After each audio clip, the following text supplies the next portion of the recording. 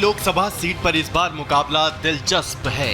यहाँ बीजेपी ने सुषमा स्वराज की बेटी बांसुरी स्वराज को मौका दिया है। वहीं आप कांग्रेस गठबंधन से मालवीय नगर के विधायक सोमनाथ भारती मैदान में हैं। यहाँ चुनावी लड़ाई वकील बनाम वकील की है। यहाँ इंडी अपनी जीत का दावा कर रही है तो बीजेपी सभी सीटों पर लगातार तीसरी बार क्लीन स्वीप करने का दावा कर रही है। लेकिन यहाँ बीजेपी और आप दोनों के सामने वोट प्रतिशत बढ़ाना चुनौती है।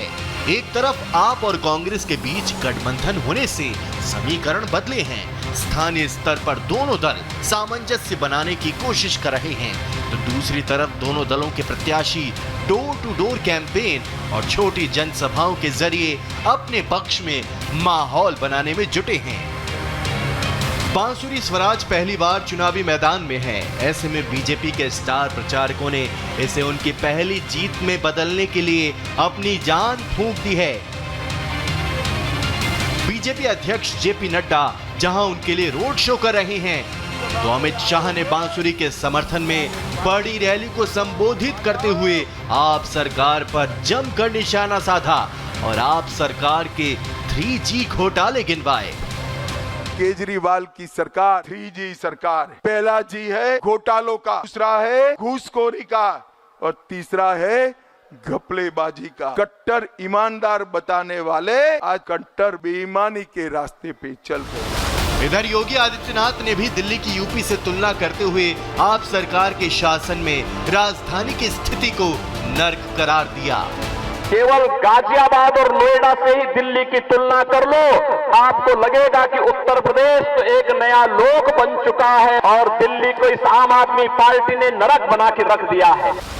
दोनों प्रत्याशियों के बीच में सीधी और बराबरी की टक्कर है। ऐसे में बांसुरी स्वराज और सोमनाथ लगातार अपनी अपनी जीत का दावा कर रहे हैं और जनता से वोट की अपील कर रहे हैं।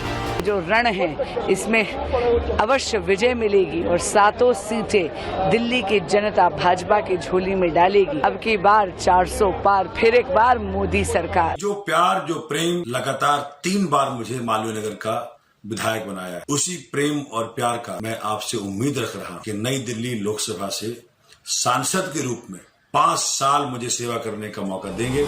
जमानत पर बाहर आए अरविंद केजरीवाल भी चुनाव प्रचार में अपनी ताकत झोंके हुए हैं।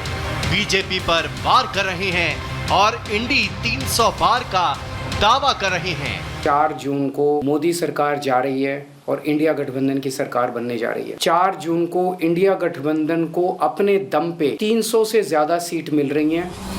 दोनों दल सबसे पुराने इस निर्वाचन क्षेत्र में अपना झंडा गाड़ने के लिए दिन रात काम कर रहे हैं। लेकिन नई दिल्ली लोकसभा सीट पर कौन किस पर भारी पड़ेगा ये तो 4 जून की तारीख ही बताएगी।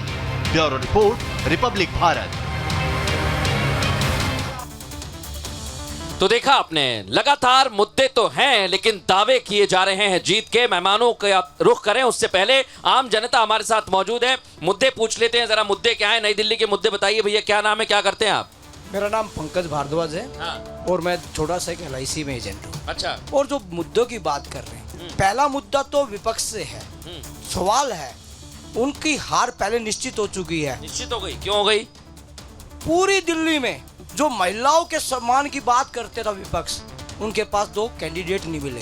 बांसुरी स्वराज को भारतीय जनता पार्टी ने नई दिल्ली से मौका दिया, पश्चिमी दिल्ली से कमलजीत सरागर, जो भारतीय जनता पार्टी ने बात की थी महिलाओं की गारंटी की 33% आरक्षण देंगे, तो उस गारंटी का महिलाओं का मुद्दा है आपका। आपका क्या नाम है? मेरा नाम नीलम पांडे है और मैं एक समाज सेविका हूँ। अच्छा। तो मैं जमीनी स्तर पे मैं बताती हूँ, केजरीवाल सरकार ने, मैं मुद्दा बता रही हूँ, क्षेत्र का मुद्दा बता रही हूँ, क्योंकि जमीनी स्तर पे जो बोले थे ना कि मैं आम जनता के बीच में आम भाई और आपके बेटे का रिश्ता बन के आऊँगा, वो राजनीति दल से वो शुरू से तैयार थे कि मैं यहाँ आऊँ और पब्लिक को लूटूं और उसके बाद हम जेल का हवा खाने चले जाए। अच्छा। तो उनका ऐसा कुछ भी मुद्दा लूटा है। ठीक है, मैं मेहमानों का रुख करूंगा और सबसे पहले परमिंदर जी आपके पास ही आ रहा हूँ मैं। देखिए, ये लोगों का मुद्दा है भ्रष्टाचार का, लोगों का मुद्दा है महिला सुरक्षा का। हाल ही में घटना भी घटी स्वाति मालीवाल के साथ। उसको लेकर भी आम आदमी पार्टी बैकफुट पर है। तो क्या आपको लगता है कि ये नुकसान आपको उठाना पड़ सकता है? देखिए, जो देश के मुद्दे हैं ना, वो हाँ। रोजगार है, महंगाई है, शिक्षा है, स्वास्थ्य महिला है। सुरक्षा नहीं है? महिला सुरक्षा पहला उसी पे मुद्दा है। सवाल किया मैंने आपसे। उसी पे आ रहा हूँ। हाँ। आप मुझे बोलने देंगे ना? हाँ।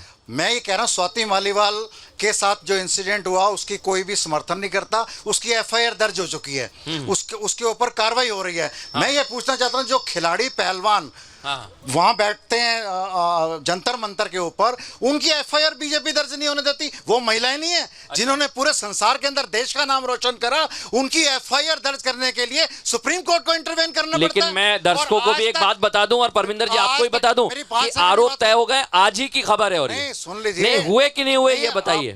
उसको क्यों जेल में क्यों डाला अभी तक? तो उनको जांच कर रहे हैं ना आप, जांच पर सवाल उठा सकते हैं, लेकिन आप कह रहे हैं कि हुआ ही नहीं है, तो ये मैं कैसे मान लूं? ये मसला कोर्ट में परमिंदर जी, और मैं बिल्कुल फैक्ट के साथ कहता हूं, आपको पता है। मैंने ये बोला सुप्रीम कोर्ट की इंटरवेंशन के बाद एफआईआर दर्ज हुई है। आप मेरी बात को ध्यान से सुनिए ना। हाँ। एफआईआर दर्ज हुई है, लेकिन आपने उसको संरक्षण देने का काम करा। भारतीय जनता पार्टी ने उसके बेटे को टिकट दिया। और विभव कुमार पर क्या कहेंगे आप? उसको प्रचारक, विभव कुमार पर क्या कहेंगे? विभव कुमार को भी अरेस्ट कर लिया गया। ठीक है शाइना जी, महिलाओं का सुरक्षा का मुद्दा है, और इस मसले पर परमिंदर जी कह रहे हैं कि महिला सुरक्षा की बात आती है तो आप लोग भी विरोधाभास नजर आता है कार्रवाई में। मैं सब लोग को याद दिलाना चाहती हूँ कि आदरणीय प्रधानमंत्री ने लाल किले से क्या कहा। उन्होंने बात की महिला को सुरक्षित, शिक्षित और आत्मनिर्भर करना, और उसी परिप्रेक्ष्य में भारतीय जनता पार्टी काम करते आई है। नारी शक्ति वंदन किसने पारित की? ट्रिपल तलाक, महिलाओं को सम्मान देना किसने किया?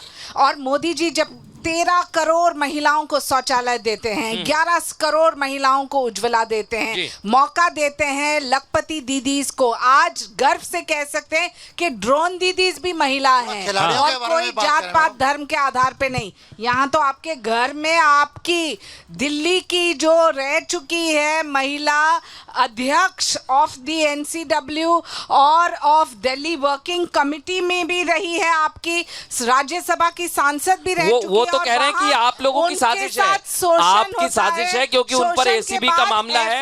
ये कहना है आतिशी जी का, प्रेशर के वजह से। और ये अरविंद केजरीवाल जी और आप पार्टी क्या बड़ी बातें कर रहे हैं महिला को सशक्त करने के लिए, जब उनके पार्टी के दफ्तर में शोषण होता है। आपकी साजिश है, इस पर आपका क्या कहना है? देखिए, हमें कोई नीचे स्तर की राजनीति करने की आवश्यकता नहीं, क्योंकि हमारे पास मोदी जी हैं जिन्होंने कर दिखाया है महिलाओं के लिए, और आज महिलाओं को देश में आप सुरक्षित हैं तो वो मोदी जी के वजह से।